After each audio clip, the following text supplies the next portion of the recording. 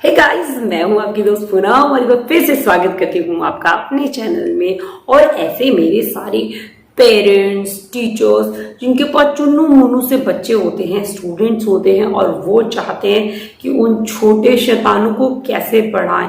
Madam इतने cute से होते हैं ना, वो इतने छोटे से होते हैं कि अगर उन्हें डांटे तो फिर भैया इतने लंबे लंबे आंसू, वो घड़ियाली आंसू बहाना शुरू कर देते हैं, डरा देते हैं बिल्कुल। तो हम उनके सामने हंस देते हैं, हथियार डाल देते हैं और बस उनकी शैतानियां दोगुनी हो जाती हैं। और अगर मैम हम उन्हें प्यार से बोले तो इतना सिर पे चढ़ गए हैं। वन ऑफ माई सब्सक्राइबर इतना लंबा चौड़ा कमेंट आज उन्होंने किया और इतने दिल से भरे हुए दुख में थी, तो मुझे लगा कि नहीं यार, उनके लिए ये वीडियो जो है मुझे जरूर बना देनी चाहिए। और ऐसे बहुत सारे कमेंट हर दिन मिलते हैं कि भाई वो कह रही है कि उनकी बच्ची को इतना ज्यादा गुस्सा आ जाता है पढ़ाई के नाम पे, जब भी पढ़ने के लिए बोलो तो वो बिजली का बोर्ड तोड़ दिया। उन्होंने इतनी जोर से मुक्का मारा कि बोर्ड ही उखाड़ दिया नीचे, 5 साल की बच्ची ने।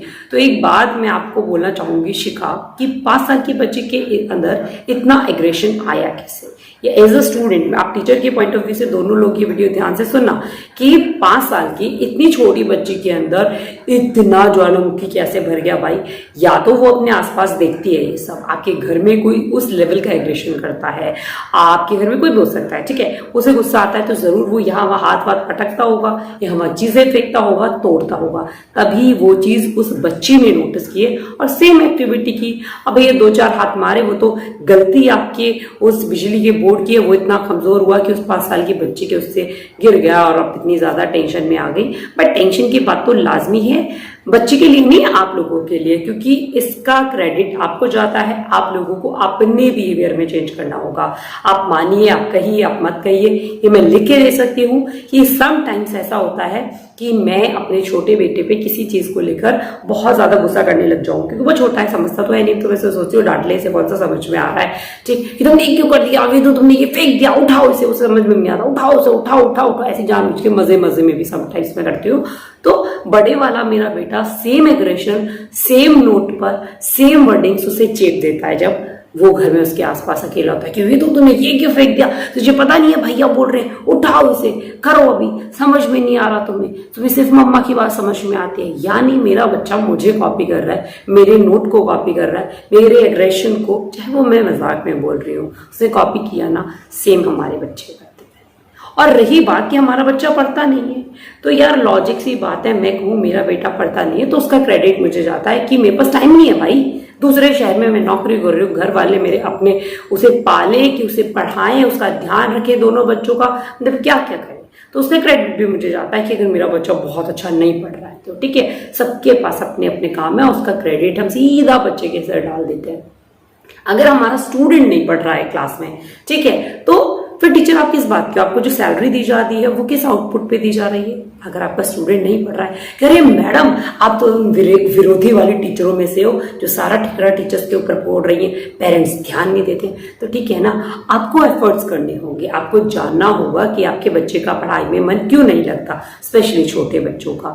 हो सकता है कि उसकी मेंटल किसी ऐसे ट्रॉमा, ऐसे डर में आपका बच्चा जी रहा है जिसकी वजह से उसका पढ़ाई में मन नहीं लगता, वो आपके साथ शेयर करना नहीं चाहता। तो उस रीजन को जानने की कोशिश करिए। अगर आपका बच्चा बहुत डरा सा, बहुत सहमा सा रखता है, तो समटाइम्स अपने पास बिठा के बोलिए कि पढ़ाई जाए भाड़ में, मेरे बच्चे मेरे लिए तो आप बहुत बहुत बहुत प्यारे हो, आप सब चीजों में अच्छे हो, कोई क्या बात है अगर थोड़ी देर के लिए आप पढ़ाई नहीं करते हो तो कोई बात नहीं है, हम मिलकर पढ़ाई में तो बहुत सारी मेहनत कर लेंगे। बट आप मुझे ये बताओ कि हम मस्त रहने के लिए, खेलने के लिए क्या एफर्ट्स कर सकते हैं, क्योंकि आजकल ना मम्मा का बिल्कुल मन नहीं लगता है या फिर मैम का बिल्कुल मन नहीं लगता है, बहुत बोर होती हूँ, मुझे आपकी हेल्प चाहिए, मुझे आपके साथ खेलना है, मुझे आपके साथ टाइम स्पेंड करना है। उसके लिए हम दोनों को क्या करना चाहिए, कौन सा गेम खेलना चाहिए? या फिर आप कह सकते हैं कि अच्छा मुझे ना कुछ बच्चों को, कुछ लोगों को ये चीज समझानी है, मुझे कैसे समझानी चाहिए, मुझे नहीं आती, आप मेरी इस टॉपिक को समझाने में हेल्प कर दो। चाहे आप ABCD, मैं एक बहुत बेसिक बोल रही हूँ कि आप ये कह सकते हैं कि बेटा पता है वो वाला बच्चा है ना पड़ोस में जो रहता है, उसकी मम्मी ने मुझे कहा कि मैं उनके बेटे को ABCD सिखा दूँ, बट जैसे ही मैं सिखाने लगी मैं तो भूल गई सिखाना। और मुझे याद ही नहीं आया। फिर मुझे आपका ध्यान आया कि अरे मेरे पास तो आप हो, आपको तो सब चीज़ें बहुत अच्छे से आ जाती हैं, आप मेरी हेल्प करोगे ना प्लीज़ सिखाने में, आप मुझे सिखा दो अच्छे से और फिर जो है मैं उसे सिखा दूंगी। ठीक है, ये प्रैक्टिस, ये ट्रिक्स, ये एक ट्रिक इससे काम नहीं चलेगा। मैं सिर्फ आपको एक एग्जाम्पल दे रही हूँ, एक मोटिवेशन दे रही हूँ कि आपको इतना पेन लेना होगा अगर आपका बच्चा स्टडी से डिस्ट्रैक्ट हो रहा है, नहीं ध्यान दे रहा है। और हमेशा नहीं लेना होगा। अगर ये एफर्ट्स इनिशियल स्टेज में आप थोड़ा सा लेना शुरू कर देते हैं, 2 महीने 4 महीने या हफ्ते तक आपके बच्चे की हैबिट्स में आ जाती हैं सारी चीजें, तो आपका बच्चा इन स्किल्स के ऊपर रेगुलर काम करना शुरू कर देगा। आप एक पूरा टाइम टेबल सेट करिए, चाहे बच्चा छोटा है चाहे बड़ा है। जब तक आप अपना और बच्चे का एक टाइम टेबल सेट नहीं करेंगे कि हमें बच्चा इस टाइम पर इन बुक्स के साथ खेलना है, इनके साथ बैठना है, पढ़ना नहीं है यार, पढ़ना कुछ नहीं होता। ठीक है, आप बुक्स के साथ बैठे, हम बुक्स को खोलेंगे ही नहीं, हम काउंट करेंगे कि हमारे बैग में कितनी बुक्स है। अब हम एक एक करके सारी बुक्स को रखते जाएंगे। लो एक और मम्मा ने दी, अब बताओ हमारे हाथ में कितनी बुक्स बची। अब बच्चे को प्लस माइनस सिखा रहे हैं हम। बुक्स का कलर, ओके रेड कलर की बुक्स निकालो, ओके जिस बुक के ऊपर ACD जो भी अल्फाबेट, जो भी आपको वर्ड दिख रहा है वो वाली बुक मुझे ढूंढ के, यानी बिना किताबें खोले, बिना किताबों को आपने कुछ इधर उधर किए, बिना पन्ने पलटे आपने इतनी सारी चीजें जो है, इमेजेस, शेप, स्क्वायर शेप की बुक, रेक्टेंगल शेप की बुक, रेक्टेंगल शेप की बुक नहीं होती, ठीक है, बट आप कह सकते हैं कि बुक्स की हेल्प से आप रेक्टेंगल जो है वो मुझे बना के दिखाइए, बुक्स की हेल्प से स्क्वायर जो है वो मुझे बना के दिखाइए। आप बच्चे के साथ, बुक्स के साथ बैठे हुए हैं, आप उनके साथ टाइम स्पेंड कर रहे हैं, आप बुक्स को नहीं खोल रहे हो, आप बुक की चैप्टर रीडिंग नहीं करा रहे हो बच्चों को। ठीक है, अब आप कह सकते हैं कि ओके नेक्स्ट गेम हम लोग ये खेलेंगे कि बुक के ऊपर पेज पे जो भी यहाँ पे ये लिखा हुआ है ना, ये आपको जाके एक पेपर पे लिख के कहीं छुपाना है और मैं वहां से ढूंढ के लेके आऊंगी। ठीक है, इस रूम में जहाँ पे आप बैठे हुए हैं। And please please please please please, चाहे 15 मिनट चाहे 20 मिनट, टाइम सेट करने के बाद ये ध्यान रखिए कि वो डिस्ट्रैक्टिव टाइम ना हो।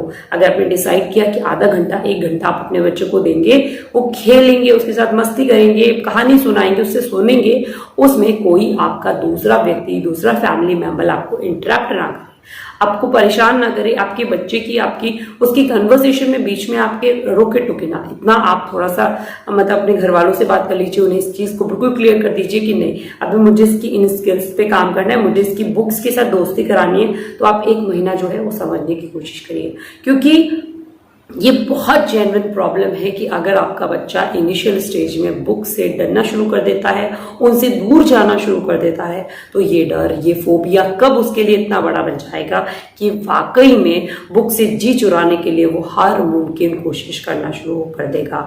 अब ऐसा नहीं कि इसके लिए आप हमेशा सिंगल आप मेहनत करे जा रहे हैं, घर में और भी मेंबर है, हो सकता है आपका बच्चा आपसे ही पढ़ते पढ़ते बोर हो जाए। ठीक है, तो उसके लिए आपको एफर्ट्स करने होंगे कि आपको अपने हस्बैंड को भी बोलना है कि आज आप इसके साथ थोड़ा बुक के साथ टाइम स्पेंड करिए, कुछ भी अपने तरीके से इसे सिखाइए, कोशिश करके देखिए कि नहीं पति ये नहीं कर सकते, आदमी ये नहीं कर सकते। तो आप ना आप गुस्से में बोलिए, ना उनसे इस चीज की उम्मीद करिए, आप बहुत प्यार से बोलिए कि बच्चे को थोड़ा सा सेकेंड स्पेस भी चाहिए होता है आपके घर में। और अगर दादा बाबा हैं, जो भी हैं, दादी हैं, उनके साथ बिठाइए कि आप ये चीज जो है, कोई भी ओरल चीज आप बता दीजिए कि आज कहानी की हेल्प से आप ये चीज जो है इस बच्चे को समझाने की कोशिश करिए, आज प्लीज इसमें थोड़ी सी हेल्प करिए। तो बच्चा नए नए लोगों से, नए नए तरीके से वो चीजें जो है वो सीखना शुरू होगा। और फिर आप चाहे खाना बनाते हुए, कन्वर्सेशन करते हुए बच्चों के साथ वो सारी चीजें जो भी आपने आज कोशिश करी है, टारगेट किया है कि मुझे मेरे बच्चे को अल्फाबेट सिखाने, मुझे मेरे बच्चे को वेजिटेबल सिखाने, उनकी स्पेलिंग सिखानी है, टेबल सिखाना है, जंबल सिखाने हैं, वर्ड मीनिंग सिखानी है, वो बीच बीच में रिकॉल करते रहिए। और बहुत जरूरी बात कि अगर आपका बच्चा स्कूल जाने लगा है तभी तो आप इतना ज्यादा टेंशन में ले रहे हैं, तो अगर आप टीचर हैं तो पेरेंट्स से कम्युनिकेट करिए कि बच्चा क्यों इतना जो है वो लैक कर रहा है, क्यों वो नहीं पढ़ पा रहा है। और अगर आप पेरेंट्स हैं तो जरूर जरूर टीचर की सपोर्ट लीजिए, क्योंकि आप कितना भी एफर्ट्स कर लीजिए, मैं टीचर हूं, उस लेवल पे हूं, आप लोगों को सिखा रही हूँ, समाज को सिखा रही हूँ, बट कहीं ना कहीं मेरे बच्चे के लिए तो भाई मैं मां, मैं वो चीज बहुत आसानी से उसे नहीं सिखा पाती जो उसकी टीचर सिखा देती है। अब क्यों, क्या मेरी टीचिंग स्किल्स जो है वो कम पड़ जाती है? No, this was not the reason. The reason is कि मैं माँ हूं, वो मुझे वैसे ही सुनेगा, उसका अटेंशन, उसका सीखने का तरीका, उसकी लर्निंग एबिलिटीज मेरे साथ बहुत अच्छी, बहुत कंफर्ट जोन की रहेंगी। बट कहते हैं ना, क्विक सीखना, और उसका माइंड ने जो उसे बोला हुआ है मेरी मैडम, वो जब उसकी मैम आके वो चीज़ बोलती है तो उस चीज़ को बहुत जल्दी सीख लेता है, और उसकी मैम की कही बात उसके लिए पत्थर की लकीर हो जाती है। तो ये चीज़ें टीचर्स के साथ बिल्ड होती है। अगर आपको कोई इश्यूज है, कोई प्रॉब्लम्स आपके बच्चों की एजुकेशन को लेकर आ रही है, तो please communicate with the teachers. वो आपको बिल्कुल सही सलाह देंगी, और जेन्युइनली ऐसा नहीं है कि आप अपना ज्ञान उन्हें थोप रहे हैं, आपने कितनी भी एजुकेशन ली है, बट टीचर होता है, आपके बच्चे का टीचर ही है। आप उससे पूछिए कि मेरे बच्चे के लिए क्या बेहतर रहेगा, ठीक है। आप जब उनके कंधों पे बंदूक रख देंगे ना, उनके कंधों पे बंदूक रख के उन्हें मोटिवेट करके जब सॉल्यूशन मांगेंगे, तो वो लोग सॉल्यूशन आपके हक में देंगे। और जब आप उन पे अपना ट्रस्ट दिखाएंगे, तो उस ट्रस्ट को अचीव करने के लिए आपके बच्चे का जो टीचर है वो जी जान लगा देगा। तो इन सारी स्ट्रेटेजीज के साथ आप काम करना शुरू करिए, और प्लीज वो चुन्ने मुन्ने वो प्यारे प्यारे से ना वाकई में यार इतने ही प्यारे होते हैं। हमें उन्हें जो भी सिखाना है, ऐसा नहीं है कि अब उन्हें हवा में ऐसे छोड़ दीजिए, डांटना नहीं है, और डांट दिया तो फिर आप दांत फाड़ दिए, हंस दिए एकदम उनके साथ, दोबारा से सेकंड उसी मूवमेंट पे आप एकदम मस्ती करने लग गए। जो अभी आपने डांटा है, जो ज्ञान दिया है, उसको एकदम भुला दिया। नो, अगर आप बच्चों को कुछ भी सिखा रहे हैं, कुछ भी समझा रहे हैं, तो उस चीज पे फिक्स रहिए, कुछ समय के लिए रिजिड रहिए। अगर आपने बच्चों को डांटा है तो 10, 15, 20 मिनट के लिए उसे डांट के वहीं पे छोड़ दीजिए कि आपकी इस चीज में डांट पड़ी है, और अगर आप ये काम करेंगे, ऐसे काम करेंगे, तो उसके लिए हमेशा जिंदगी भर आपको डांट पड़ेगी। ये चीज गलत है तो बच्चा गलत है, ठीक है।